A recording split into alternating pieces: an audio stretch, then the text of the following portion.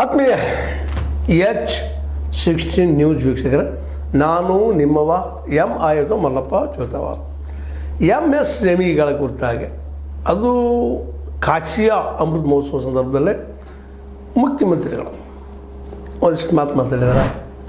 MSME ಉಳಿಸ್ಬೇಕಾಗ್ಯದ, ಅದು ಪ್ರತ್ಯೇಕವಾದ ಇಲಾಖೆಯನ್ನು ಮಾಡಬೇಕಾಗ್ಯದ.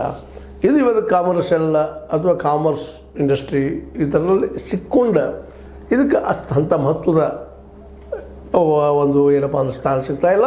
ಮತ್ತು ಜೊತೆಗೆ ಅದು ಬೆಳೀತಾನೂ ಇಲ್ಲ. ನಿಜವಾಗಿಯೂ MSME ಸಪ್ರೇಟಾಗಿ ಮಾಡುವಂಥ ಕೆಲಸ ಮಾಡಬೇಕಾದಿದ್ದು.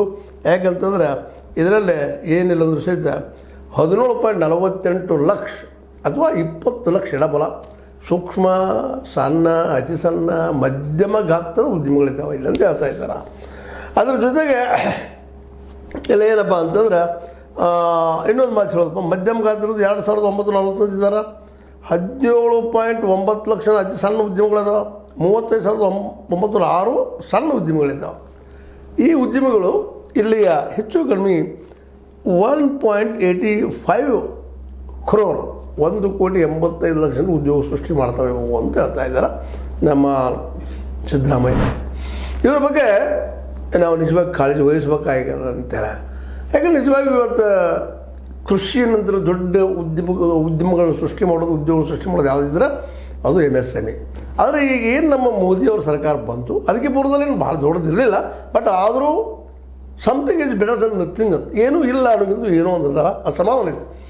ನಮ್ಮ ಮೋದಿಯವ್ರು ಬಂದ ಮೇಲೆ ಈ MSME ಪೂರ್ತಿ ದಿವಾಳಿಗಳು ಹಂತಕ್ಕೆ ಬಂದಿದ್ಬಿಟ್ಟಂತ, ಅವ್ರ ಬಗ್ಗೆ ಕಾಳಜಿ ಇಲ್ಲ ಅಂತ ನಾವು ಸ್ಪಷ್ಟವಾಗಿ ಹೇಳಬೇಕಾಗಿದೆ. ಇವತ್ತೇನಿದೆ ಬರೀ ಕಾರ್ಪೊರೇಟ್ ಮತ್ತು ಅವ್ರಿಗೂ ಎಲ್ಲ ಇಂಡಸ್ಟ್ರಿ ಕೊಟ್ಟೇ ಬಿಟ್ಟರು ಸರ್ಕಾರದ್ದು. ಅದರಿಂದ ಏನೂ ಲಾಭ ಆಗಿಲ್ಲ, ಉದ್ಯೋಗ ಸೃಷ್ಟಿ ಆಗಿಲ್ಲ. ಇವರೇನೋ ಆರಂಭದಲ್ಲಿ ನಮ್ಮ ಮೋದಿಯವರು ಹೇಳಿದರು 2 ಕೋಟಿ ಉದ್ಯೋಗ ಪ್ರತಿ ವರ್ಷ ಕೊಡೋದನ್ನು ಅಂತ ಹೇಳಿದರು. ಎಷ್ಟು ಕೋಟಿ ಕೊಟ್ಟರು ಇಲ್ಲಿವರೆಗೆ? ಬಂದು 11 ವರ್ಷ ಆಯಿತು. ಇದು ಪ್ರಶ್ನೆ ಮಾಡೋಂಗಾಗಿಲ್ಲ. ನಿರುದ್ಯೋಗ ಅಂತ ಹೇಳ್ತೀರದಷ್ಟಾಗಿದೆ. ಕೃಷಿ ವಲಯಕ್ಕೆ